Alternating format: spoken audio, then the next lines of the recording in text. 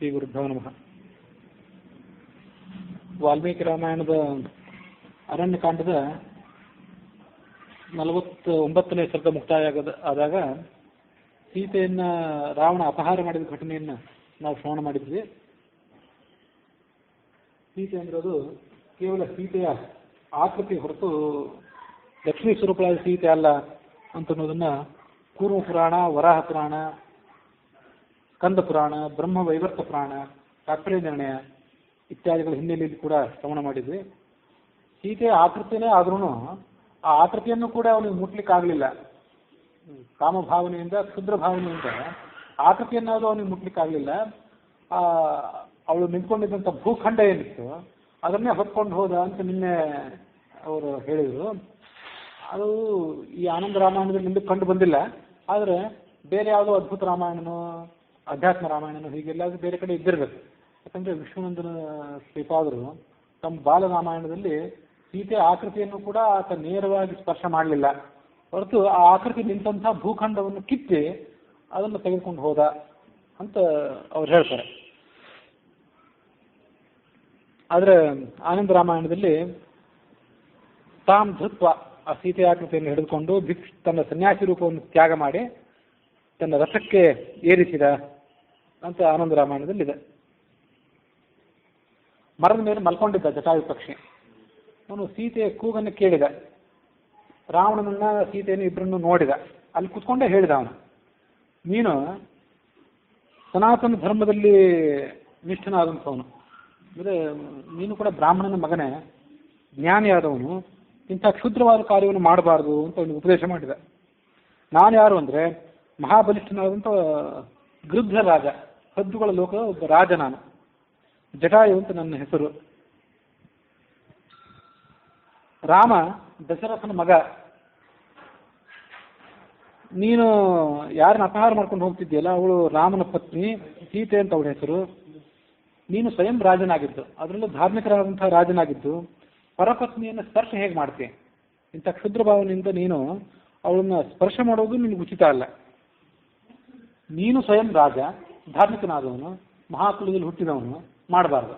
ಮತ್ತು ನೀನು ಅಪಹಾರ ಮಾಡ್ತಿರೋದು ಯಾರನ್ನಂದ್ರೆ ಒಬ್ಬ ಸಾಧಾರಣ ಸ್ತ್ರೀಯನ್ನಲ್ಲ, ಲಕ್ಷ್ಮೀ ಸ್ವರೂಪವನ್ನು ಮಾತು ಆ ಕಡೆ ಇರಲಿ, ಅವಳು ರಾಜಪತ್ನಿ. ರಾಜಪತ್ನಿ ಆದ್ದರಿಂದ ರಾಜನ ಪತ್ನಿಯನ್ನ ಹಿರಿಯಳಂತೆ ಗೌರವಿಸಬೇಕು, ದೇವತೆಯಂತೆ ಗೌರವಿಸಬೇಕು. ರಾಜನನ್ನು ದೇವತೆ ಅಂತ ಗೌರವಿಸಿದ ಮೇಲೆ ಅವನಲ್ಲಿ ಎಲ್ಲ ದಿಕ್ಪಾಲಕರ ಅಂಶ ಇರ್ತದೆ ಅಂತಂದ್ಮೇಲೆ ಅವನ ಪತ್ನಿಯನ್ನು ಕೂಡ ಹಾಗೆ ಗೌರವಿಸಬೇಕು. ಅದರಿಂದ ಇಂಥ ನೀಚ ಬುದ್ಧಿಯನ್ನು ಬಿಟ್ಟುಬಿಡು. ನಮ್ಮ ಪತ್ನಿಯನ್ನು ಬೇರೆಯವರು ಅತಿಕ್ರಮಿಸಿದರೆ, ಸ್ಪರ್ಶ ಮಾಡಿದರೆ ಅದು ನಮ್ಗೆ ಹೇಗೆ ನೋವಿಗೆ ಕಾರಣ ಆಗ್ತದೋ ಹಾಗೆ ಇತರರ ಪತ್ನಿಯರನ್ನು ಕೂಡ ನಾವು ಗೌರವದಿಂದ ಕಾಣಬೇಕು. ಶಾಸ್ತ್ರಕ್ಕೆ ವಿರುದ್ಧವಾದಂಥ ಕಾರ್ಯವನ್ನು ಮಾಡಬೇಡ ಅಂತ ಗೃಧ್ರರಾಜ.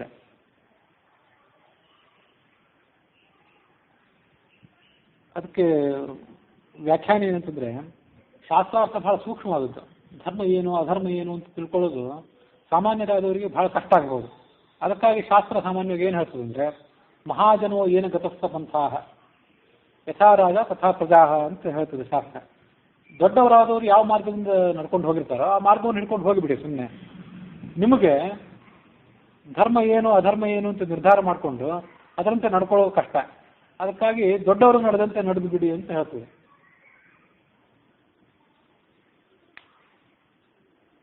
ಅದಲ್ಲದೆ ಯಥಾ ರಾಜ ತಥಾ ಪ್ರಜಾಹ, ರಾಜ ಹೇಗೆ ಬದುಕ್ತಾನೋ ಹಾಗೆ ಪ್ರಜೆಗಳು ಕೂಡ ಬದುಕ್ತಾರೆ.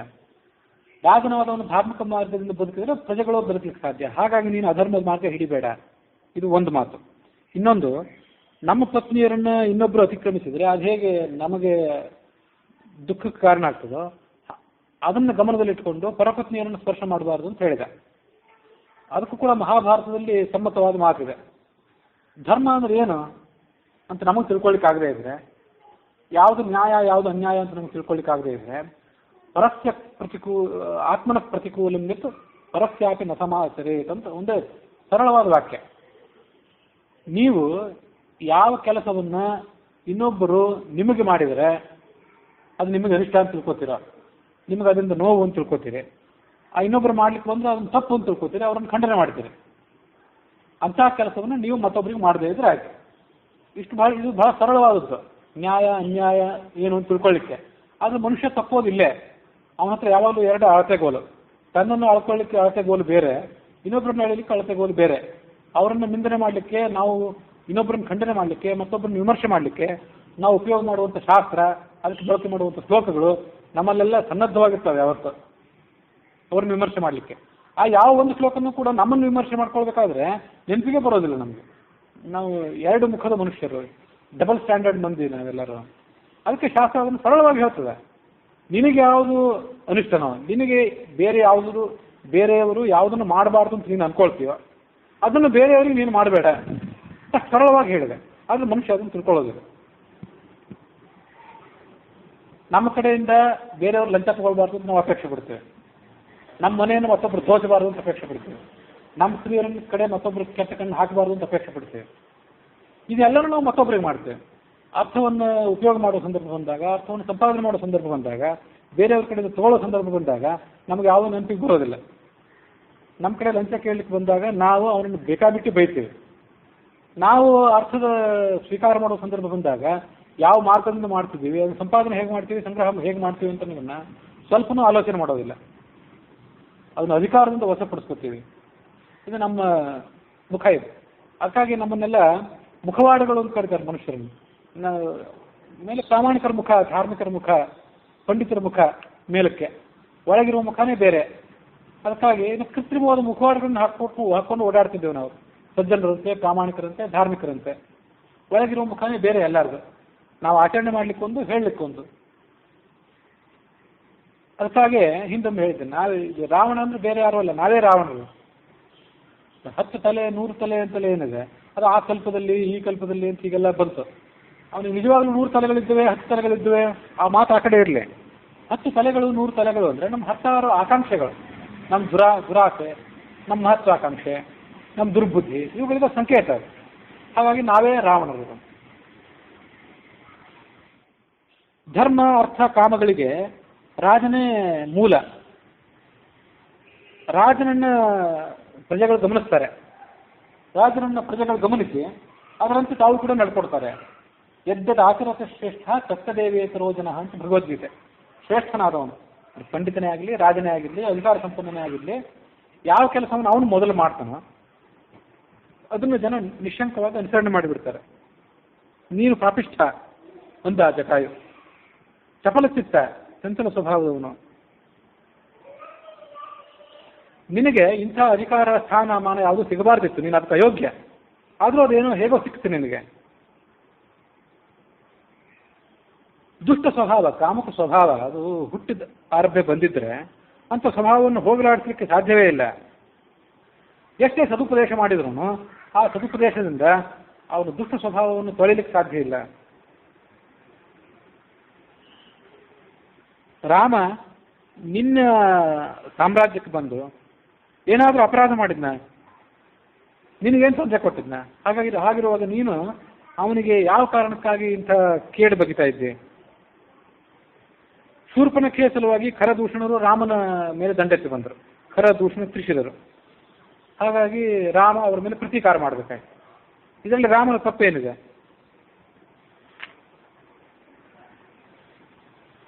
ಕ್ಷಿಪ್ರಂ ವಿಸೃಜ ವೈದೇಹೀಂ ಮಾತ್ವಾ ಘೋರೇಣ ಚಕ್ಷುಷ ದಹೇದ್ದಹನ ಭೂತೇನ ವೃತ್ರಂ ಇಂದ್ರಾಶನಿರ್ಯಥ.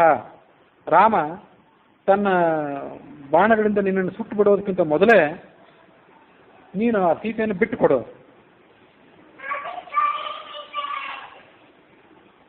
ನೀನು ನಿನ್ನ ಸೆರಗಿನಲ್ಲಿ ವಿಷಸರ್ಪ ಕಟ್ಕೊಂಡು ಸಂಚಾರ ಮಾಡ್ತಿದ್ದಿ. ಆದರೆ ಅದು ವಿಷಸರ್ಪ ಅಂತ ನಿನಗೆ ಗೊತ್ತಿಲ್ಲ. ಕುತ್ತಿಗೆಗೆ ಕಾಲ ಪಾಕ ಸುತ್ಕೊಂಡಿದೆ ನಿನಗೆ. ಸ ಭಾರತ ಸೌಮ್ಯ ಭರ್ತವ್ಯ ಯಹ ನರಂ ನಾವಸಾದಯೇತ್ ತದನ್ನಮಪಿ ಭೋಕ್ತವ್ಯಂ ಜೀರ್ಯತೆ ಯದ ಅನಾಮಯಂ. ರಾಮಾಯಣದ್ದು ಅನೇಕ ಶ್ಲೋಕಗಳ ಪೈಕಿ ಬಹಳ ಬೆಲೆ ಉಳ್ಳಂಥ ಅನೇಕ ಸುಭಾಷಿತಗಳಲ್ಲಿ ಇದೊಂದು. ಮನುಷ್ಯನಿಗೆ ಎಷ್ಟು ಭಾರ ಹೊರಲಿಕ್ಕೆ ಸಾಧ್ಯನೋ ಅಷ್ಟನ್ನೇ ಮೈ ಮೇಲೆ ಸ್ವೀಕಾರ ಮಾಡಬೇಕು, ಅಷ್ಟೇ ಜವಾಬ್ದಾರಿಯನ್ನು ಸ್ವೀಕಾರ ಮಾಡಬೇಕು. ಭಾರ ಅಂದರೆ ತೂಕ ಕಿಲೋ ಅಂತ ಅಷ್ಟೇ ಅರ್ಥ ಅಲ್ಲ. ಭಾರ ಅಂದರೆ ಜವಾಬ್ದಾರಿ. ತನಗೇನು ನೀಗುತ್ತದೋ ಅದನ್ನಷ್ಟೇ ಮನುಷ್ಯ ಮಾಡಬೇಕು. ಇಲ್ಲದೇ ಇದ್ದರೆ ನೀಗದಾದಂಥ ಜವಾಬ್ದಾರಿಯನ್ನು ಹೊತ್ಕೊಂಡ್ರೆ ಅದನ್ನು ಮನುಷ್ಯ ಹಾಳಾಗಿ ಹೋಗ್ತಾನೆ. ತದನ್ನಮಪಿ ಭೋಕ್ತವ್ಯಂ. ನೀವು ಏನು ಊಟ ಮಾಡಬೇಕು, ಎಷ್ಟು ಊಟ ಮಾಡಬೇಕು ಅಂದರೆ ಜೀರ್ಯತೆ ಯದ ನಾಮಯಂ. ಅನಾಯಾಸವಾಗಿ ಎಷ್ಟು ಅನ್ನವನ್ನು, ಯಾವ ಅನ್ನವನ್ನು ನೀವು ಜೀರ್ಣ ಮಾಡಿಕೊಳ್ಳಬಲ್ರಿ ಅದನ್ನು ನೀವು ಸ್ವೀಕಾರ ಮಾಡಿರಿ. ಅದಕ್ಕಿಂತ ಹೊರತು ಅದನ್ನು ಬೇರೆ ಅದನ್ನು ಸ್ವೀಕಾರ ಮಾಡಬೇಡಿ. ಇಲ್ಲಿ ಅನ್ನ ಅಂದರೆ ಆಹಾರ, ಹೊಟ್ಟೆಯಲ್ಲಿ ತಿನ್ನುವಂಥ ಆಹಾರ ಅಂತಷ್ಟೇ ಅಲ್ಲ. ಅನ್ನ ಅಂದರೆ ಇಲ್ಲಿ ಧನ, ನಾವು ಇನ್ನೊಬ್ಬರ ಕಡೆಯಿಂದ ತಗೊಳ್ಳುವಂಥ ಸಂಪತ್ತು, ಅದಕ್ಕೆಲ್ಲದಕ್ಕೂ ಅದೇ ಅರ್ಥ. ನಾವು ತಗೊಂಡಿದ್ದನ್ನು ಜೀರ್ಣ ಮಾಡ್ಕೊಳ್ಬೇಕು. ತಗೊಳ್ಳುವಂಥ ಅನ್ನ ಅಂದರೆ ವಸ್ತ್ರ, ಧನ ರೂಪದಲ್ಲಿ ದಾನಾದಿಗಳನ್ನು ಸ್ವೀಕಾರ ಮಾಡ್ತೇವೆ. ಅದನ್ನೆಲ್ಲರೂ ಸ್ವೀಕಾರ ಮಾಡೋದಕ್ಕೂ ಇದು ಮುಖ್ಯವಾಗಿ ಬ್ರಾಹ್ಮಣರಿಗೆ ಅನ್ವಯಿಸುವಂಥದ್ದು. ತಗೊಳ್ಳುವಂಥ ದಾನವನ್ನು ನಾವು ಜೀರ್ಣ ಮಾಡಿಕೊಳ್ಳಬಲ್ಲವಾದರೆ ಅಂಥ ದಾನವನ್ನು ಸ್ವೀಕಾರ ಮಾಡಬೇಕು. ಇಷ್ಟು ದಾನ ಸ್ವೀಕಾರ ಮಾಡಿದ ಕೂಡಲೇ ಇಷ್ಟು ಗಾಯತ್ರಿ ಜಪಾದಿಗಳನ್ನು ಮಾಡಬೇಕು. ಅದರಿಂದ ಆ ಪಾಪಗಳನ್ನು ಆತ ಕಳ್ಕೊಳ್ಬೇಕು, ಬರ್ಬೋದಾದಂಥ ಆತಂಕಗಳನ್ನು ಕಳ್ಕೋಬೇಕು ಅಂತ ಹೇಳ್ತದೆ ಶಾಸ್ತ್ರ. ಅದಿಲ್ಲದೆ ಹೋದರೆ ಕೇವಲ ದಾನಾದಿಗಳನ್ನು, ದಕ್ಷಿಣ ಇತ್ಯಾದಿಗಳನ್ನು ಸ್ವೀಕಾರ ಮಾಡ್ತಾ ಹೋದರೆ ಆ ಮನುಷ್ಯ ಅದನ್ನು ಜೀರ್ಣ ಮಾಡ್ಕೊಳ್ಳಿಕ್ಕಾಗದೆ ಒದ್ದಾಡ್ತಾನೆ.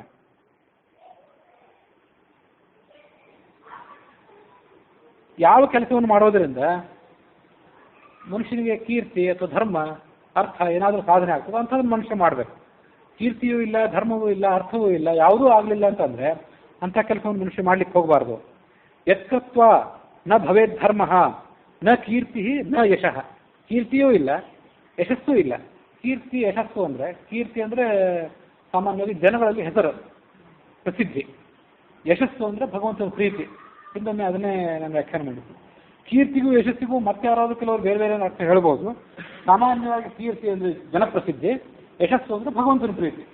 ಭಗವಂತನಾದರೂ ಪ್ರೀತನಾಗಬೇಕು, ಜನರ ಮನಸ್ಸಿಗಾದರೂ ಸಂತೋಷ ಆಗಬೇಕು, ಅಥವಾ ಧರ್ಮಾಚರಣೆ ಆದರೂ ಆಗಬೇಕು. ಅಂಥದನ್ನು ಮನುಷ್ಯ ಮಾಡಬೇಕು. ಅದನ್ನು ಹೊರತು ಬೇರೆ ಕಾರ್ಯವನ್ನು ಮಾಡಬಾರ್ದು. ಬರೀ ಶರೀರಕ್ಕೆ ಕಷ್ಟ ಕೊಡುವಂತಿದ್ರೆ ಅಂಥ ಕೆಲಸವನ್ನು ಮಾಡಬಾರ್ದು. ನಾನು ಪಕ್ಷಿ ರಾಜ್ಯದ ಸಾಮ್ರಾಟ ಅದು ಹೇಳ್ಕೊಳ್ತಾ ಹದ್ದು 60,000 ವರ್ಷದಿಂದ ನಾನು ಬದುಕಿದ್ದೇನೆ. ಇದ್ದಿರ್ಬೇಕು, ಅದು ತ್ರೇತಾಯುಗದಲ್ಲಿ 10,000 ವರ್ಷ ಆಯುಷ್ಯ ಇದ್ರೂ ಅದು 60,000 ವರ್ಷದಿಂದ ಬದುಕಿದ್ದಿರಬೇಕು. ಹಾಗಾಗಿ ದಶರಥನು ಕೂಡ 60,000 ಅಂತಂದರೆ 1000 ಅಂದರೆ ಆನಂದದಾಯಕವಾದ್ದು ಅನ್ನೋದು ನನಗೇನು ಅಷ್ಟು ಮನಸ್ಸಿಗೆ ಒಪ್ಪಿಗೆ ಆಗಲಿಲ್ಲ. ಅದು ಕೇವಲ 60, ದಶರಥನು 60 ವರ್ಷನೇ ಬದುಕಿದ್ದ, ಈ ಹದ್ದು 60 ವರ್ಷನೇ ಬದುಕಿತ್ತು ಅಂತ ಅದಕ್ಕೆ ವ್ಯತ್ಯಾಸವಾಗಿ ಅರ್ಥ ಮಾಡೋದು ಅಷ್ಟೇನು ನನಗೆ ಉಚಿತವಾಗಿ ಕಾಣಲಿಲ್ಲ. ನಾನೀಗ ವೃದ್ಧ. ಆಯುಷ್ಯ ಹದ್ದು ಕಾಗೆಗಳಿಗೆ ಒಂದ್ಸಲ ಹೇಳ್ತಾರೆ, ಆದರೂ ಭಾಳ ಅಂದರೆ ಎಷ್ಟು 100 ವರ್ಷ ಏನಿರುವುದಿಲ್ಲ. ಕೆಲವು 5 ವರ್ಷ, 10 ವರ್ಷ, 20 ವರ್ಷ ಇದ್ದಿರಬಹುದು ಅಷ್ಟೇ. ನಾನಿವತ್ತು ವೃದ್ಧ, ನೀನು ಯುವಕ. ಧನುರ್ಬಾಣಗಳನ್ನು ಹಿಡಿದುಕೊಂಡಿದ್ದಿ, ಕವಚವನ್ನು ತೊಟ್ಕೊಂಡು ರಥದಲ್ಲಿ ಕೂತ್ಕೊಂಡಿದ್ದಿ. ನಾನು ಮುದುಕ ಅಂತ ಹೇಳಿ ನೀನು ನನ್ನನ್ನು ತಿರಸ್ಕಾರ ಮಾಡುವಂತಿಲ್ಲ. ನಾನು ಇಲ್ಲಿದ್ದಾಗ ನೀನು ನನ್ನನ್ನು ಕಡೆಗಣಿಸಿ ಇಲ್ಲಿಂದ ಹೋಗುವಂತಿಲ್ಲ.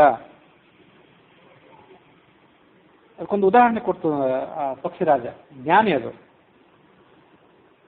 ವೇದ ಪಾಠ ಏನಿದೆ, ವೇದದ ಸಂಪ್ರದಾಯ, ವೈದಿಕ ಶಾಸ್ತ್ರ, ಅದನ್ನು ನಾಶ ಮಾಡಲಿಕ್ಕೆ ಸಾಧ್ಯ ಇಲ್ಲ.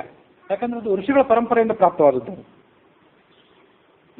ಎಷ್ಟೋ ಕಾಲದಿಂದ ಋಷಿಗಳಾದವರು ದೀರ್ಘವಾದ ತಪಸ್ಸನ್ನು ಮಾಡಿ ತಮ್ಮ ಅಂತರ್ದೃಷ್ಟಿಯಿಂದ ಕಂಡುಕೊಂಡಂಥ ವೇದಗಳಾಗಲಿ, ವೈದಿಕ ಸಂಪ್ರದಾಯ ಆಗಲಿ ಏನಿದೆ, ಅದನ್ನು ಇತ್ತೀಚೆಗೆ ಬಂದವರು ಯಾರೋ ತಮ್ಮ ಇನ್ನೊಂದು 12 ವರ್ಷ ಅಧ್ಯಯನ ಮಾಡಿದ್ದೀವಿ ಅಂತ ಇಟ್ಕೊಂಡು ದುರಹಂಕಾರದಿಂದ ತರ್ಕವನ್ನು ಪ್ರಯೋಗ ಮಾಡಿ ಅದನ್ನು ನಿರಾಕರಣೆ ಮಾಡಲಿಕ್ಕೆ ಪ್ರಯತ್ನಪಟ್ಟರೆ ಅದು ಹೇಗೆ ಹಾಸ್ಯಾಸ್ಪದ ಆಗ್ತದೆ. ಮತ್ತು ವೇದ ಹೇಳುವಂಥ ವಿಷಯಗಳನ್ನು ನಿರಾಕರಣೆ ಮಾಡಲಿಕ್ಕೆ ಅದರಿಂದ ಸಾಧ್ಯ ಇಲ್ಲ.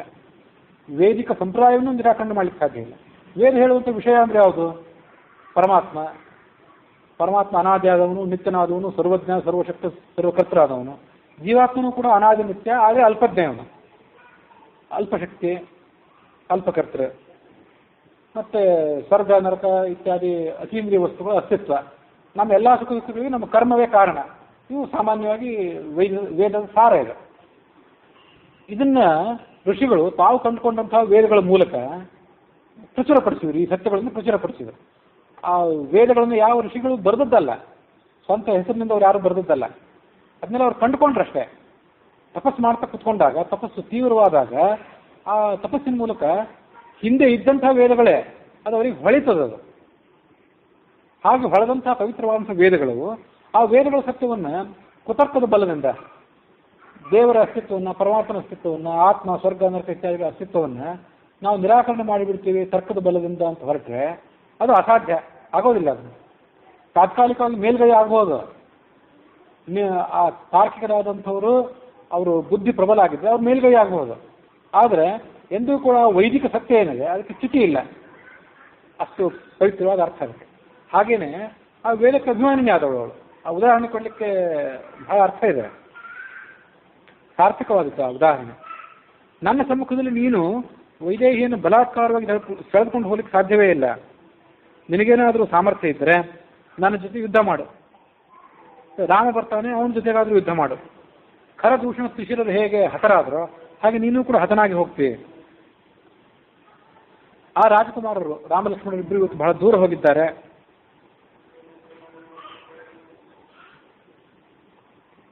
ಅವರಿಬ್ಬರ ಭಯದಿಂದ ನೀನು ಅವರಿಗೆ ಮೋಸ ಮಾಡಿ ಸೀತೆಯನ್ನು ಕರ್ಕೊಂಡು ಹೊರಟಿದ್ದೆ. ಇದು ನಿನಗೆ ಸಾಧ್ಯ ಆಗುವಂಥ ಕೆಲಸ. ಅಥವಾ ನನ್ನ ಪರಾಕ್ರಮವನ್ನಾದರೂ ನೋಡು, ನಿನ್ನ ರಥವನ್ನು, ನಿನ್ನ ಕುದುರೆ ಸಾರಥಿ ಎಲ್ಲರೂ ಕೂಡ ನಾನು ಧ್ವಂಸ ಮಾಡ್ತೇನೆ ಅಂತ ಹೇಳ್ತದೆ. ರಾವಣ ಆ ಜಟಾಯುವಿನ ಮಾತನ್ನು ಕೇಳಿ ಕುಪಿತನಾದ. ಅವರಿಬ್ಬರ ನಡುವೆ ಭಯಂಕರವಾದಂಥ ಯುದ್ಧ ನಡೆಯಿತು. ಎರಡು ಪರ್ವತಗಳ ನಡುವೆ ಯುದ್ಧ ನಡೆದಂತೆ ಕಾಣಿಸ್ತದೆ. ಆ ಜಟಾಯುನು ದೊಡ್ಡ ಶರೀರ ಉಳ್ಳದ್ದಾಗಿತ್ತು, ರಾವಣ ಬೃಹದಾಕಾರನಾಗಿದ್ದ. ಅವರಿಬ್ಬರ ನಡುವೆ ಯುದ್ಧ ನಡೆಯಿತು. ರಾವಣ ಆ ಹದ್ದಿನ ಮೇಲೆ ನಾನಾ ಥರದ ಬಾಣಗಳನ್ನು ಪ್ರಯೋಗ ಮಾಡಿದ. ನಾಲಿಕ, ನಾರಾಚ ಅಂತ ಹೀಗೆಲ್ಲ ಬೇರೆ ಬೇರೆ ಥರದ ಬಾಣಗಳು, ವಿಕರಣಿ ಅಂತ ಹೀಗೆ ಕೆಲವು ಬಾಣಗಳು. ಆ ಜಟಾಯು ತನ್ನ ರೆಕ್ಕೆಗಳ ಮೂಲಕನೇ ಆ ಶಸ್ತ್ರಾಸ್ತ್ರಗಳನ್ನೆಲ್ಲ ತಡೆ ಹಿಡಿತು. ಯಾವ ಬಾಣಕ್ಕೂ ಅದು ಸೊಪ್ಪು ಹಾಕಲಿಲ್ಲ. ತನ್ನ ಉಗುರುಗಳಿಂದ, ಕಾಲುಗಳಿಂದ ರಾವಣನ ಶರೀರವನ್ನೆಲ್ಲ ಪರಿಚಿ ಗಾಯಗೊಳಿಸಿತು. 10 ಬಾಣಗಳನ್ನು ಹೊರಗೆ ತೆಗೆದ ಅವನು ರಾವಣ. ಆ ಹದ್ದಿನ ಮೇಲೆ ಪ್ರಯೋಗ ಮಾಡಿದ. ಆ ಬಾಣಗಳನ್ನು ಲೆಕ್ಕಿಸದೆ ರಾವಣನನ್ನು ಮತ್ತೆ ಆಕ್ರಮಿಸಿದದು. ಆ ರಾವಣನ ಧನಸ್ಸನ್ನ ತನ್ನ ಪಂಜದಿಂದ ಮುರಿದು ಹಾಕಿಬಿಡ್ತು, ತನ್ನ 2 ಕಾಲುಗಳಿಂದ ಮುರಿದು ಹಾಕಿಬಿಡ್ತು. ರಾವಣ ಮತ್ತೊಂದು ಧನಸ್ಸನ್ನು ತೆಗೆದುಕೊಂಡ, ಆ ಹದ್ದನ್ನೆಲ್ಲ ಮುಚ್ಚಿಬಿಟ್ಟ ತನ್ನ ಬಾಣಗಳಿಂದ. ಆ ಇನ್ನೊಂದು ಧನಸ್ಸನ್ನು ಮುರಿಯಿತು ಆ ಹದ್ದು. ಆ ಧನಸ್ಸನ್ನು ಮುರಿದಿದ್ದಲ್ಲದೆ ರಾವಣನ ರಥದ ಮೇಲೆ ಎರಗಿತ್ತು. ಆ ರಥಕ್ಕೆ ಪಿಶಾಚದ ಮುಖ ಇದ್ದಂತ ಹೆಸರುಗಳ ಕತ್ತೆಗಳನ್ನು ಕಟ್ಟಿದ್ರಲ್ಲ, ಆ ಕತ್ತೆಗಳ ಮೇಲೆ ಅದ್ರ ಮೇಲೆ ಆಕ್ರಮಣ ಮಾಡಿ ಆ ಎಲ್ಲ ಹೆಸರುಗತ್ತೆಗಳನ್ನು ಧ್ವಂಸ ಮಾಡಿತು. ರಥದ ನೊಗ, ಅದರ ಚಕ್ರ, ಧ್ವಜ ಎಲ್ಲನೂ ಧ್ವಂಸ ಮಾಡಿತು. ಆಮೇಲೆ ಸಾರಥಿಯ ಕುತ್ತಿಗೆಯನ್ನು ಒಂದೇ ಏಟಿಗೆ ಮುರಿದು ಹಾಕ್ತು ತನ್ನ ಕೊಕ್ಕಿನಿಂದ ಕುಕ್ಕಿ ಸಂಹಾರ ಮಾಡಿತು. ಆ ರಾವಣ ಸೀತೆಯನ್ನು ತನ್ನ ತೊಡೆ ಮೇಲೆ ಕೂಡಿಸ್ಕೊಂಡಿದ್ದವನು ಸೀತೆಯ ಸಮೇತನಾಗಿ ಕೆಳಗೆ ಬಿದ್ದ. ಅಲ್ಲಿ ಸುತ್ತಮುತ್ತಲು ನಿಂತ ಪ್ರಾಣಿಗಳೆಲ್ಲ ಜಟಾಯುವನ್ನು ಹೊಗಳಿದವು ಅವನ ಪರಾಕ್ರಮವನ್ನು ಗಮನಿಸಿ. ರಾವಣ ಸೀತೆಯನ್ನು ಎತ್ತುಕೊಂಡ ಮತ್ತೆ ಮೇಲೆ ಹಾರಿದ. ಒಂದು ಕೈಯಲ್ಲಿ ಉಳಿದಂಥ ಆಯುಧ ಅವನಿಗೆ ಅಂದರೆ ಖಡ್ಗ ಒಂದೇ.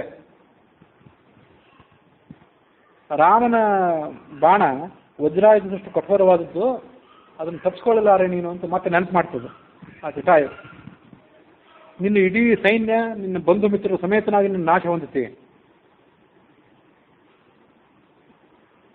ರಾಮಲಕ್ಷ್ಮಣ ಇಲ್ಲದೇ ಇದ್ದಾಗ ನೀನು ಇಂಥ ಕಾರ್ಯ ಮಾಡೋದು ನಿನಗಿದು ಉಚಿತ ಅಲ್ಲ ಅಂತ ಮತ್ತೆ ನೆನಪು ಮಾಡಿತು. ಆಪಾನುಬಂಧೋ ವೈ ಯಸ್ಯ ಕರ್ಮಣಃ ಕರ್ಮ ಕೋನು ತತ್ ಪುರ್ವೀತ ಲೋಕಾಧಿಪತಿ ಸ್ವಯಂಭೂರ್ ಭಗವಾನಪಿ. ಶಾಸ್ತ್ರ ಯಾವ ಕಾರ್ಯಕ್ಕೆ ಯಾವ ಫಲ ಅಂತ ನಿರ್ಧಾರ ಮಾಡಿ ಹೇಳಿದೆ. ಇಂಥ ಪುಣ್ಯ ಕಾರ್ಯಕ್ಕೆ ಇಂಥ ಪುಣ್ಯದ ಫಲ, ಇಂಥ ಪಾಪ ಕಾರ್ಯಕ್ಕೆ ಇಂಥ ಪಾಪದ ಫಲ ಅಂತ ಅನ್ನೋದನ್ನ ಶಾಸ್ತ್ರ ಸ್ಪಷ್ಟವಾಗಿ ಹೇಳಿದೆ. ಯಾವ ಕಾರ್ಯಕ್ಕೆ ಪಾಪ ಫಲ ಇದೆಯೋ ಅದನ್ನ ಯಾವ ಮನುಷ್ಯನು ಕೂಡ ಮಾಡಬಾರ್ದು. ಒಂದು ವೇಳೆ ಎಂಥ ದುರಾಸೆ ಬಂದ್ರು ಸಮಸ್ತ ಜಗತ್ತಿಗೂ ನಾನೇ ಅಧಿಪತಿ ಆಗ್ತೇನೆ, ಅಥವಾ ಲೋಕಗಳಿಗೆ ದಿಕ್ಕುಗಳಿಗೆ ನಾನೇ ಅಧಿಪತಿ ಆಗ್ತೀನಿ ಅಂತ ಹೀಗೆ ದುರಾಸೆ ಬಂದ್ರು ಅಂಥ ಪಾಪ ಕಾರ್ಯಗಳನ್ನ ಯಾರೂ ಕೂಡ ಮಾಡಬಾರ್ದು. ಸ್ವಯಂ ಬ್ರಹ್ಮನು ಕೂಡ ಮಾಡಬಾರ್ದು. ಶಾಸ್ತ್ರಕ್ಕೆ ವಿರುದ್ಧವಾಗಿ ಸ್ವಯಂ ಚತುರ್ಮುಖ ಬ್ರಹ್ಮನು ಕೂಡ ಮಾಡಬಾರ್ದು. ಯಾಕೆ? ಆ ಚತುರ್ಮುಖ ಬ್ರಹ್ಮನು ಕೂಡ ಎಲ್ಲ ಪುಣ್ಯ ಕಾರ್ಯಗಳಿಗೆ ಪುಣ್ಯವನ್ನು ಕೊಡುವಂಥವನು, ಪಾಪ ಕಾರ್ಯಗಳಿಗೆ ಪಾಪವನ್ನು ಕೊಡುವಂಥವನು ನಾನು. ಹಾಗಾಗಿ ಎಲ್ಲ ವಿಧಿ ನಿಷೇಧಗಳು ನನ್ನ ಕೈಯಲ್ಲಿದೆ ಅನ್ನೋ ಕಾರಣಕ್ಕಾಗಿ ಅವನು ಕೂಡ ಶಾಸ್ತ್ರದ ಮರ್ಯಾದೆಯನ್ನು ಮೀರಬಾರ್ದು. ಅವನೇ ಮೀರಬಾರ್ದು ಅಂತಂದ್ಮೇಲೆ ನಿನ್ನಂಥ ಕ್ಷುದ್ರ ವ್ಯಕ್ತಿ ಶಾಸ್ತ್ರದ ಮರ್ಯಾದೆಯನ್ನು ಮೀರಬಾರ್ದು ಅಂತ ಅದು ನೆನಪಿಸ್ತು. ರಾವಣನ ಬೆನ್ನಿನ ಮೇಲೆ ತನ್ನ ಉಗುರುಗಳಿಂದ ಪರಚಿತು ಆ ಜಟಾಯು. ರಾವಣನ ತಲೆ ಕೂದಲುಗಳನ್ನೆಲ್ಲ ಕಿತ್ತು ಹಾಕಿತು.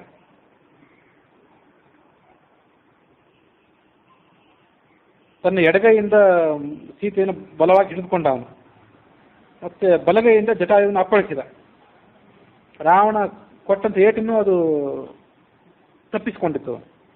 10 ತೋಳುಗಳನ್ನು ಕತ್ತರಿಸಿತು. ಅವನ 10 ತೋಳುಗಳನ್ನು ಕತ್ತರಿಸಿತು. ಅವನು ಮುಖದ ಮೇಲೆ ಆಕ್ರಮಣ ಮಾಡಿತು.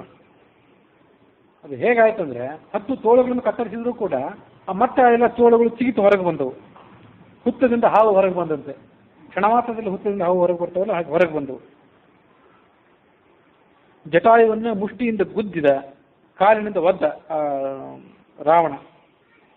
ಕೊನೆಗೊಮ್ಮೆ ಖಡ್ಗವನ್ನು ಹೊರಗೆ ತೆಗೆದು ಆ ಜಟಾಯುವಿನ 2 ರೆಕ್ಕೆಗಳನ್ನ, 2 ಕಾಲುಗಳನ್ನ, ಅದರ ಪಾರ್ಶ್ವ ಭಾಗಗಳನ್ನ ಎಲ್ಲ ಕತ್ತರಿಸಿದ. ಹೀಗೆಲ್ಲ ಕತ್ತರಿಸಿದ ಮೇಲೆ ಅದನ್ನು ಪೂರ್ಣವಾಗಿ ಕೊಲ್ಲುವಷ್ಟು ವ್ಯವಧಾನ ಅವನಿಗೂ ಇರಲಿಲ್ಲ. ಬೇಗ ರಾಮಲಕ್ಷ್ಮಣ ಬರೋದ್ರಲ್ಲಿ ತಪ್ಪಿಸ್ಕೊಂಡು ಹೋಗಬೇಕಾಗಿತ್ತು. ಹಾಗಾಗಿ ಜಟಾಯು ಅಶಕ್ತವಾಗಿ ರೆಕ್ಕೆ, ಕಾಲು, ಕೈ ಎಲ್ಲ ಅದಕ್ಕೆ ಮುರಿದ ಮೇಲೆ ಅದು ನೆಲದ ಮೇಲೆ ಬಿದ್ದಿತ್ತು. ಆ ಬಿದ್ದಾಗ ಸೀತೆ ಅದ್ರ ಬಳಿಗೆ ಹೋದಳು. ಬೆಳಿಗ್ಗೆ ಹೋಗಿ ಅದಕ್ಕೆ ಸಮಾಧಾನ ಮಾಡಿದ್ಲು. ಈಗ ಮುಂದೆ ಮಾತಾಡಿದ್ಲು. ನಿಮಿತ್ತಂ ಲಕ್ಷಣ ಜ್ಞಾನಂ ಶಕುನಿಸ್ವರ ದರ್ಶನಂ ಅವಶ್ಯಂ ಸುಖ ದುಃಖೇಶು ನರಾಣಾಂ ಪರಿದೃಶ್ಯತೆ. ಮನುಷ್ಯನಿಗೆ ಮುಂದೆ ಏನು ಸುಖ ಬರೋದಿದೆ, ಮುಂದೆ ಏನು ದುಃಖ ಬರೋದಿದೆ ಅಂತ ಅನ್ನೋದು ಇದು ಕೆಲವೊಮ್ಮೆ ನಮಗೆ ಗೊತ್ತಾಗದೇ ಇರ್ಬೋದು. ಮನುಷ್ಯನಾದವನಿಗೆ ಅದನ್ನೆಲ್ಲ ತಿಳ್ಕೊಳ್ಳಿಕ್ಕೆ ಸಾಧ್ಯ ಆಗದೇ ಇರ್ಬೋದು. ಸುತ್ತಮುತ್ತಲು ಪ್ರಾಣಿ ಪಕ್ಷಿಗಳು ಎಲ್ಲ ಏನಿರ್ತಾವಲ್ಲ ಅವುಗಳಿಗೆ ಬರಬಹುದಾದಂಥ ಉತ್ಪಾತಗಳು, ಅನಾಹುತಗಳು ಈ ಥರದ್ದೆಲ್ಲ ಸೂಚನೆ ಮೊದಲೇ ಆಗ್ತದೆ. ಅವು ನಮಗೆ ಯಾವುದಾದ್ರೂ ಮಾನಸಿಕವಾದಂಥ, ದೈಹಿಕವಾದಂಥ ಸಂಕಟ ಇರ್ಬೋದು, ಅಥವಾ ಭೂಕಂಪದಂಥ ಅನಾಹುತಗಳಿದ್ದಿರ್ಬೋದು. ಅದೆಲ್ಲವೂ ಕೂಡ ಈ ಪಶು ಪಕ್ಷಿಗಳಿಗೆ ಮೊದಲು ಗೊತ್ತಾಗ್ತದೆ. ಮನುಷ್ಯನಿಗೂ ಗೊತ್ತಾಗ್ಬೋದು, ಆದರೆ ನಿಸರ್ಗವನ್ನು ಅವಲಂಬಿಸಿಕೊಂಡು ಅದನ್ನೆಲ್ಲ ತಿಳ್ಕೊಳ್ಳೋ ಶಕ್ತಿಯನ್ನು ನಾವು ಕಳ್ಕೊಂಡು ಬಿಟ್ಟಿರ್ತೀವಿ. ಹಾಗಾಗಿ ನಮಗೆ ಗೊತ್ತಾಗೋದಿಲ್ಲ ಅಷ್ಟೇ. ಬಲಗಣ್ಣು ಸ್ವಲ್ಪ ಅದರಿದ್ರೆ ಗಂಡಸರಿಗೆ ಅದರಿಂದ ಒಳ್ಳೆಯದು, ಆದರೆ ಬಲಗಣ್ಣು ಅದರಿದ್ರೆ ಹೆಂಗಸರಿಗೆ ಅದರಿಂದ ಕೆಟ್ಟದು ಅಂತ ಇದು ಅಂಗಸ್ಪಂದನ ಶಾಸ್ತ್ರ. ಸ್ಪಂದನ ಅಂದರೆ ಅಲುಗಾಡೋದು. ಅದರಿಂದ ಈಗ ಶಾಸ್ತ್ರದಲ್ಲಿ ಹೇಳ್ತೇವೆ. ಕನ್ನಡಿಯಲ್ಲಿ ನಿಮ್ಮ ಮುಖ ನೋಡಿಕೊಂಡಾಗ ನಿಮ್ಮ ಕೆಳಗಿನ ಶರೀರ ಮಾತ್ರ ಕಾಣಿಸಿ ಮೇಲಿನ ಮುಖ ಕಾಣದೇ ಇದ್ರೆ ಅದರಿಂದ ಮರಣ.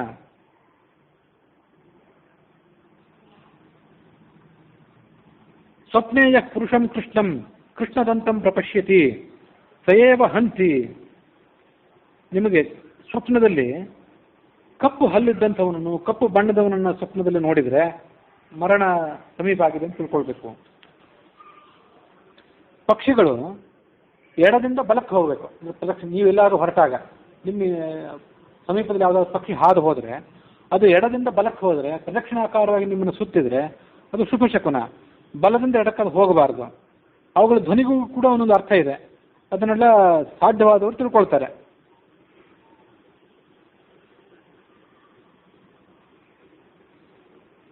ಅವಳು ರಾಮನಿಗೆ ಸಂಬೋಧನೆ ಮಾಡಿ ಹೇಳಿದ್ದು, ರಾಮ ಅಲ್ಲಿ ಇಲ್ಲದೇ ಇದ್ರು. ಈ ಮೃಗ ಪಕ್ಷಿಗಳು, ನಮ್ಮ ಆಶ್ರಮದ ಸುತ್ತಮುತ್ತಲಿರುವಂಥ ಮೃಗ ಪಕ್ಷಿಗಳು ನನಗೇನು ಅನಾಹುತ ಆಗಿದೆ ಅಂತ ಅನ್ನೋದನ್ನ ಸೂಚನೆ ಮಾಡ್ತಾ ಇವೆ.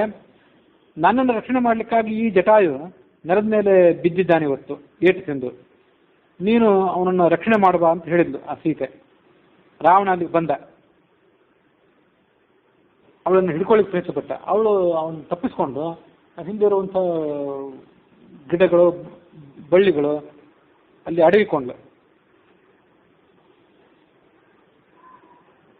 ಈಗ ಅವಳು ಮಾತಾಡ್ತಿದ್ರು, ಅವಳ ಕೇಶಪಾಶವನ್ನು ಹಿಡ್ಕೊಂಡ ಅವನು ಮತ್ತೊಮ್ಮೆ ಹಿಡ್ಕೊಂಡು ಅವಳನ್ನು ಅವಮಾನಿಸಿದ. ಹೀಗೆ ಅವಳನ್ನು ಅವಮಾನಿಸಿದಾಗ ಇಡೀ ಪ್ರಪಂಚ, ಚರಾಚರಾತ್ಮಕವಾದಂಥ ಇಡೀ ಪ್ರಪಂಚ ಅದು ಸ್ತಬ್ಧವಾಯಿತು. ಎಲ್ಲಿ ನೀರಿ ನಡ್ಕೊಂಡು ಬಿಡ್ತು. ಜಗತ್ತಿಗೆಲ್ಲ ಒಂದು ಮರ್ಯಾದೆ ಇದೆ, ಒಂದು ನೀತಿ ಇದೆ, ಒಂದು ಮಿತಿ ಇದೆ. ಅದು ಮನುಷ್ಯರಿಗೆ ಮಾತ್ರ ಮಿತಿ ಅಂತಲ್ಲ, ಚರಾಚರ ವಸ್ತುಗಳಿಗೂ, ಜಡ ವಸ್ತುಗಳಿಗೂ ಕೂಡ ಒಂದು ಮಿತಿ ಇದೆ. ಅದು ಹೇಗೆ ವಾಯು ಹೇಗೆ ಬೀಸಬೇಕು, ಸೂರ್ಯ ಹೇಗೆ ಪ್ರಕಾಶ ಕೊಡಬೇಕು, ಸಮುದ್ರ ಹೇಗೆ ಮುಂದುವರಿಯಬೇಕು, ನದಿಗಳು ಹೇಗೆ ಹರಿಬೇಕು ಅಂತ ಎಲ್ಲದಕ್ಕೂ ಒಂದೊಂದು ಮಿತಿ ಇದೆ. ಆವಾಗ ಇಡೀ ಜಗತ್ತೇ ತನ್ನ ಮಿತಿಯನ್ನು ಮೀರಿ ನಡೆದುಕೊಂಡಿತ್ತು. ಎಲ್ಲ ಕಡೆ ಕಗ್ಗತ್ತಲು ಆವರಿಸಿತು, ಗಾಳಿ ಬೀಸಲಿಲ್ಲ, ಸೂರ್ಯ ತನ್ನ ಪ್ರಕಾಶವನ್ನು ಕಳ್ಕೊಂಡ. ಬ್ರಹ್ಮದೇವ ಅದನ್ನು ನೋಡಿದ್ನಂತೆ. ಚತುರ್ಮುಖ ಬ್ರಹ್ಮದೇವ ಅದನ್ನು ನೋಡಿದ ಮೇಲಿಂದ, ಈ ರಾವಣ ಸೀತೆಯನ್ನು ಅಪಹಾರ ಮಾಡಿದ್ದನ್ನು. ಅವನಿಗೆ ಅದರಿಂದ ಸಂತೋಷ ಆಯ್ತು. ಆಯಿತು, ಕಾರ್ಯಸಿದ್ಧ ಆಯ್ತು, ಏನಾಗಬೇಕಾಗಿತ್ತು ಅದಾಯಿತು. ಇಷ್ಟು ದಿವಸ ಈ ಮೂರ್ಖ ಮೆರೆದಾಡಿದ, ಇನ್ನು ಇದಕ್ಕೆ ಬಹಳ ದಿವಸ ನಾವು ಕಾಯಬೇಕಾಗಿಲ್ಲ ಅಂತ ಅಂದ್ಕೊಂಡ. ಕೃತಂ ಕಾರ್ಯಂ ಅಂತ ತಿಳ್ಕೊಂಡ ಅಂತ ಹೇಳ್ತದೆ ವಾಲ್ಮೀಕಿ ರಾಮಾಯಣ.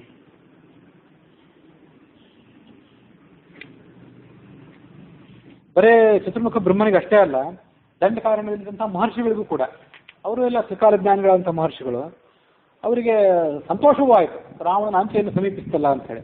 ಆದರೆ ಹೃದಯ ಸೀತೆಯ ಸಂಕಟವನ್ನು ನೋಡಿ ಅವರಿಗೆ ವ್ಯಥನೂ ಕೂಡ ಆಯಿತು. ಮತ್ತು ಎಷ್ಟೋ ಜನಕ್ಕೆ ಗೊತ್ತಿರಲಿಲ್ಲ ಅಂತ ಅನಿಸ್ತದೆ ಸೀತೆ ಅಲ್ಲ ಅವಳು ಅಲ್ಲ ಅಂತ ಹೇಳಿ. ಯಾಕಂದರೆ ಹಿಂದೆ ನಾವು ಬ್ರಹ್ಮವೈವರ್ತ ಪುರಾಣದಲ್ಲಿ ನೋಡಿದ್ವಿ, ಲಕ್ಷ್ಮಣನಿಗೆ ಗೊತ್ತಿರಲಿಲ್ಲ ಅದು ಕಿಮ್ ಅನ್ಯಸ್ಯ ಕಾ ಕಥಾ. ಹಾಗಾಗಿ ಲಕ್ಷ್ಮಣನಿಗೆ ಗೊತ್ತಿರಲಿಲ್ಲ ಅಂದಮೇಲೆ ಉಳಿದವ್ರಿಗೂ ಕೂಡ ಗೊತ್ತಿರಲಿಲ್ಲ, ಸೀತೆಯನ್ನು ಅವನು ಅಪಹಾರ ಮಾಡೇ ಬಿಟ್ಟ ಅಂತ ತಿಳ್ಕೊಂಡಿದ್ರು ಅವರು.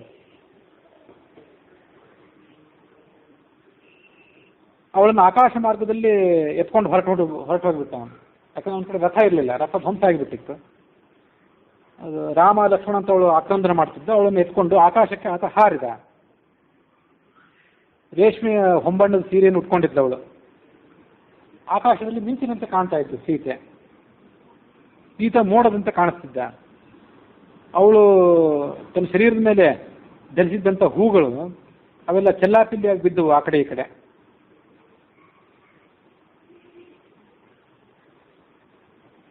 ರಾವಣ ವೇಗವಾಗಿ ದೊಡ್ಡ ಪಕ್ಷಿಯಂತೆ ಅವನು ಕೂಡ ಹಾರ್ತಿದ್ದ. ಅವನು ಹಾರುವಾಗ ಅವನ ವೇಗಕ್ಕೆ ಸುತ್ತಮುತ್ತ ಇರುವಂಥ ಸಣ್ಣ ಪುಟ್ಟ ಗಿಡ ಗಂಟೆಗಳೆಲ್ಲ ಅವರನ್ನು ಹಿಂಬಾಲಿಸ್ಕೊಂಡು ಹೋದವು ಆ ವೇಗದ ಸೆಳೆತಕ್ಕೊಳಗಾಗಿ.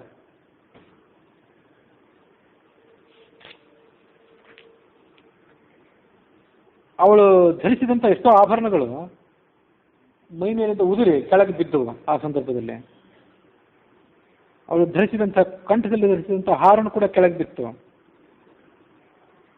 ಸಿಂಹ, ವ್ಯಾಘ್ರ, ಹುಲಿ, ಸಿಂಹ ಮೊದಲಾದಂಥ ಪಕ್ಷಿಗಳು ಆ ರಾವಣನ ಮೇಲೆ ಕುಪಿತ ಆಗಿದ್ವು ಅಂತವೆಲ್ಲ.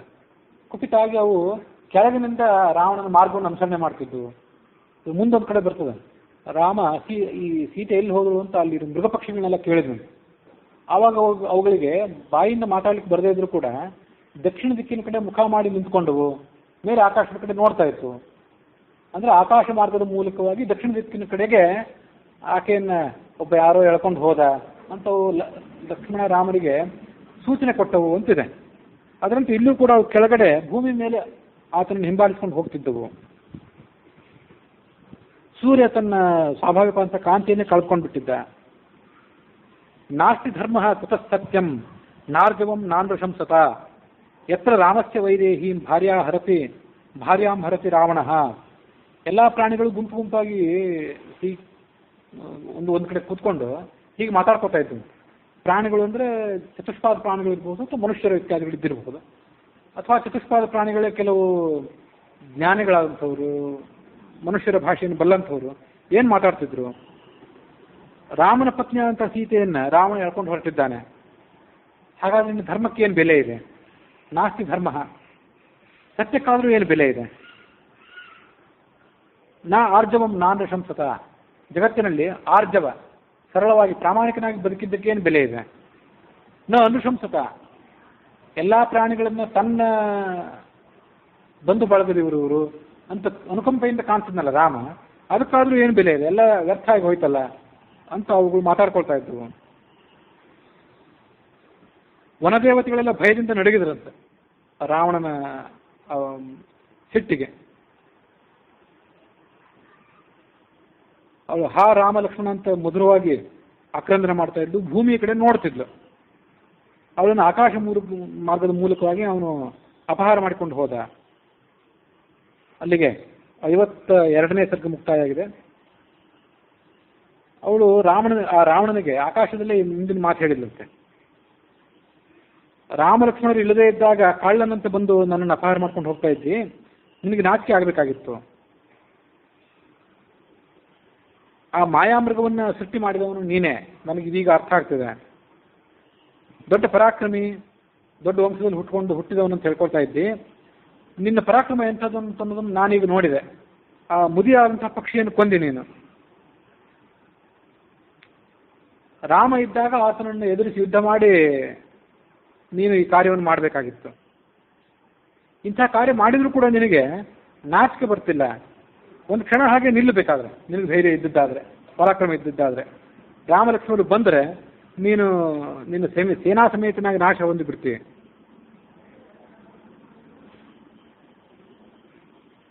ಮತ್ತು ನನ್ನನ್ನು ನೀನು ನಿನ್ನ ಸಾಮ್ರಾಜ್ಯಕ್ಕೆ ಕರ್ಕೊಂಡು ಹೋದರೂ ಕೂಡ, ನೀನು ಲಂಕಾನಗರಕ್ಕೆ ಕರ್ಕೊಂಡು ಹೋದರೂ ಕೂಡ ನನ್ನ ಪತಿಯನ್ನು ಕಾಣದೆ ನಾನು ಸ್ವಲ್ಪ ಹೊತ್ತು ಕೂಡ ಬದುಕಿರ್ಲಿಕ್ಕೆ ಅಪೇಕ್ಷೆ ಪಡೋದಿಲ್ಲ.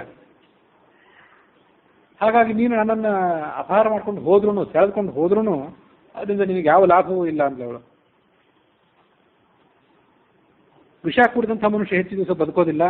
ಅದರಂತೆ ರಾಮನಿಗೆ ನೀನು ಇಂಥ ಅಪರಾಧವನ್ನು ಏನು ಮಾಡಿದ್ದಿ, ಇದು ವಿಷ ಕುಡಿದಂತೆ. ಕಣ್ಣುಗಳನ್ನು ಮುಚ್ಚಿ ಮತ್ತೆ ತೆರೆಯುವಂಥ ಕೆಲವೇ ಕ್ಷಣಗಳಲ್ಲಿ ರಾಮ 14,000 ಜನ ರಾಕ್ಷಸರನ್ನು ಸಂಹಾರ ಮಾಡಿದ.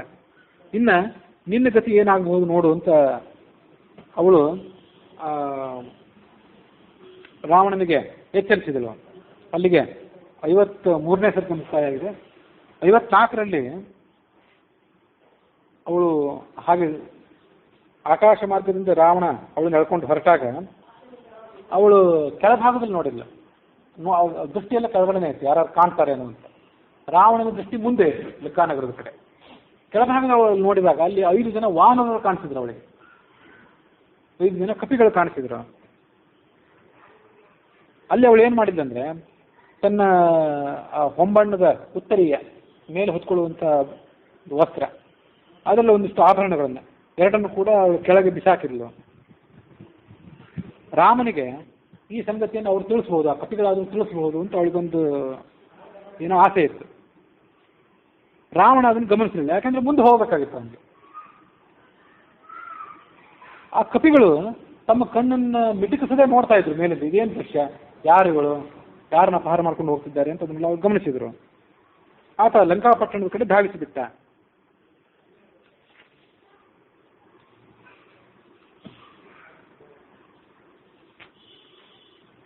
ಹತ್ವಾ ಜಟಾಯುಷಂ ಉರುಷ್ಯಮತೋ ನಿರುದ್ಧ.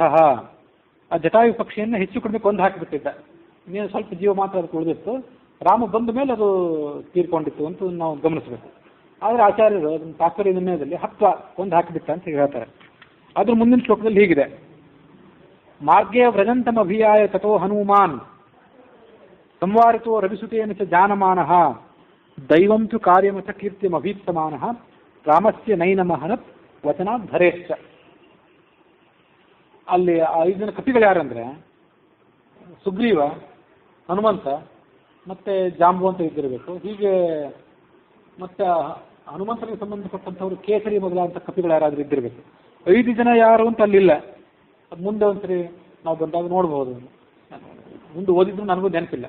ಅಂತೂ ಸುಗ್ರೀವನ ಆಪತ್ತಿನ ಸಂದರ್ಭದಲ್ಲಿ ಅವನನ್ನ ಒಬ್ಬಂಟಿಯಾಗಿ ಇರ್ಲಿಕ್ಕೆ ಬಿಡದೆ ಅವನ ಜೊತೆ ಅವನ ಹಿಂಬಾಲಕರಾಗಿದ್ದವರು ಈ ಹನುಮಂತ ಮತ್ತು ಹನುಮಂತನ ಅಪ್ಪನ ಅಂತ ಕೇಸರಿ, ಈಗ ಒಂದು 4-5 ಜನ ಇದ್ದಿರಬೇಕು. ಅವ್ರು ಯಾರು ಅಂತ ಅನ್ನೋದು ಅವರಿಗೆಲ್ಲ ಗೊತ್ತಾಯ್ತು. ಆಕಾಶ ಮಾರ್ಗದಲ್ಲಿ ಹೊರಟವ್ರು ಯಾರು ಅಂತ ಅನ್ನೋದು ಕೆಳಗಿದ್ದವ್ರಿಗೆ ಗೊತ್ತಿತ್ತದು. ಯಾಕೆಂದ್ರೆ ವಾಲಿ ಸುಗ್ರೀವರಿಗೆ ರಾವಣನ ಪರಿಚಯ ಇತ್ತು. ವಾಲಿ ಕೈಯಿಂದ ಸೋತಿದ್ದ ರಾವಣ. ಹಾಗಾಗಿ ಅಪಹಾರ ಮಾಡಿಕೊಂಡವಂಥವನು ಹೊರಟವನು ರಾವಣ ಅಂತ ಹನುಮಂತನಿಗೆ ಗೊತ್ತಿತ್ತು.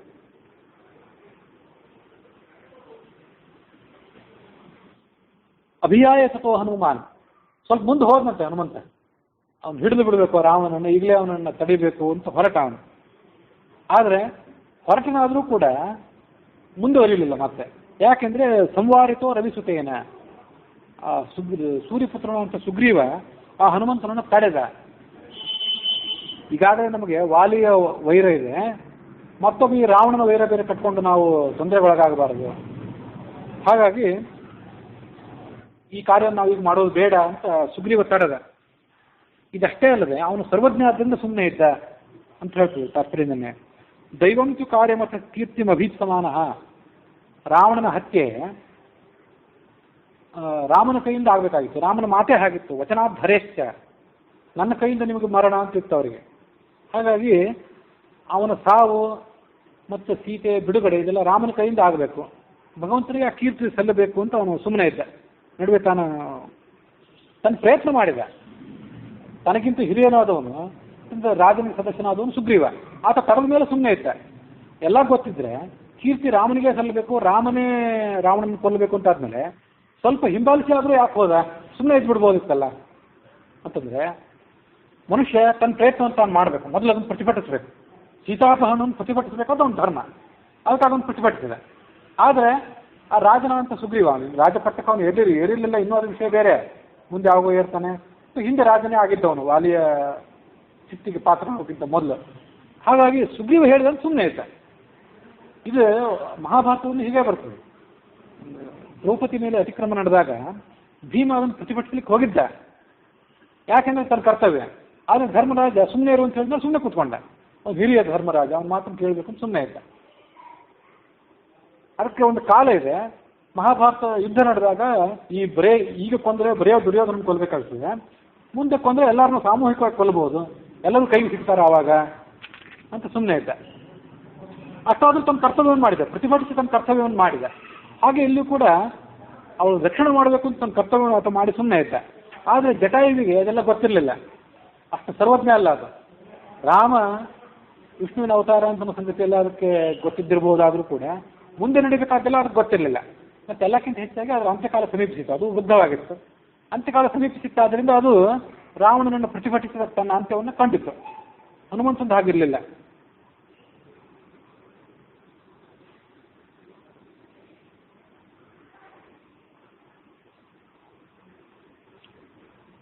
ಮೂರು ಜನ್ಮಗಳಲ್ಲಿ ಕೂಡ ನನ್ನಿಂದಲೇ ನಿಮಗೆ ಮರಣ ಅಂತ ವಿಷ್ಣುವಿನ ಮಾತಿತ್ತಾದ್ರಿಂದ ಭಗವಂತ ಹನುಮಂತ ಅದನ್ನು ನೆನಪಿಸ್ಕೊಂಡ ಅಂತ ಆ ಘಟನೆಯನ್ನು ನಾವು ಅಲ್ಲಿ ಶ್ರವಣ ಮಾಡಬೇಕು.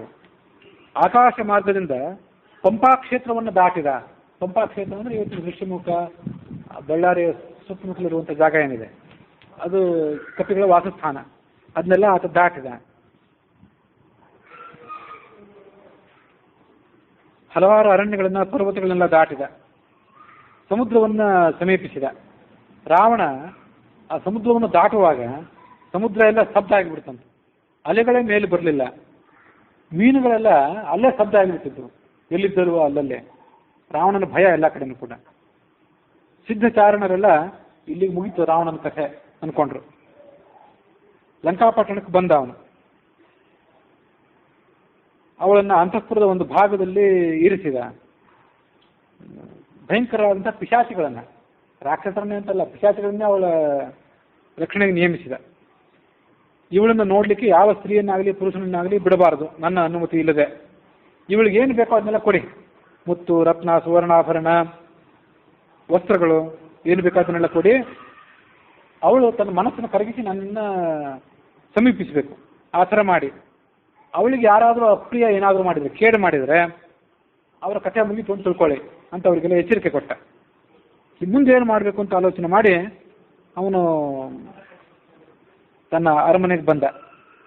8 ಜನ ತನ್ನ ಅನುಯಾಯಿಗಳನ್ನು ಕರೆಸಿದ. ಅವರು ಆತನಿಗೆ ಭೇಟಿಯಾದ್ರಲ್ಲೇ. ನೀವೆಲ್ಲರೂ ಜನಸ್ಥಾನಕ್ಕೆ ಈಗಲೇ ಕೂಡ ಪ್ರಯಾಣ ಮಾಡಿ ದಂಡಕಾರಣ್ಯಕ್ಕೆ. ಅಲ್ಲಿ ಆ ದಂಡಕಾರಣ್ಯದಲ್ಲಿ ಇದ್ದಂಥ ನನ್ನ ಅನುಯಾಯಿಗಳಾದಂಥ ಕರದೂಷಣರು ಏನಿದ್ರು ಅವರೆಲ್ಲ ಇವತ್ತು ರಾಮನ ಬಾಣಗಳಿಗೆ ಸುತ್ತಾಗಿದ್ದಾರೆ. ಆ ರಾಮನನ್ನ ಈಗ ಧ್ವಂಸ ಮಾಡಬೇಕಾಗಿದೆ ನಾನು. ಆ ರಾಮ ಎಲ್ಲಿದ್ದಾನೆ, ಅವನೇನು ಮಾಡ್ತಿದ್ದಾನೆ, ಪತ್ನಿಯನ್ನು ಕಳ್ಕೊಂಡ ಮೇಲೆ ಮತ್ತೆ ಅವನು ಅದಕ್ಕೆ ಪ್ರತೀಕಾರ ಮಾಡಬಹುದಲ್ಲ. ಅದಕ್ಕಾಗಿ ಆತ ಏನು ಮಾಡ್ತಿದ್ದಾನೆ ಅಂತನ್ನೋದನ್ನ ಅವನ ಚಲನವಲನಗಳಿಂದ ನೀವು ನನಗೆ ಮೇಲಿನ ಮೇಲೆ ತಿಳಿಸ್ತಾ ಇರಬೇಕು. ನೀವೆಲ್ಲರೂ ಅಕ್ಷರ ಬಹಳ ಎಚ್ಚರಿಕೆಯಿಂದ ಇರಬೇಕು. ರಾಮನನ್ನು ಸಂಹಾರ ಮಾಡುವ ಕಾಲ ಒಂದು ಸಂದರ್ಭ ಯಾವಾಗ ಬರ್ತದೆ ಅಂತ ನೀವು ಕಾಯ್ತಾ ಇರಬೇಕು. ಅದಕ್ಕಾಗಿ ನಿಮ್ಮನ್ನು ಕಳಿಸ್ತಿದ್ದೇನೆ ಅಂತ ಹೇಳಿದೆ ಅವರಿಗೆಲ್ಲರಿಗೂ. ಅವರೆಲ್ಲರಿಗೂ ಯಾರಿಗೂ ತಿಳಿಯೋದಂತೆ, ಒಂದು ರೀತಿಯಲ್ಲಿ ಅವರೆಲ್ಲ ಗುಪ್ತಚಾರರು. ಹಾಗಾಗಿ ಯಾರಿಗೂ ತಿಳಿಯದಂತೆ ಅವನು ಆ 8 ಜನ ರಾಕ್ಷಸರು ಅಲ್ಲಿಂದ ಪ್ರಯಾಣ ಮಾಡಿದರು.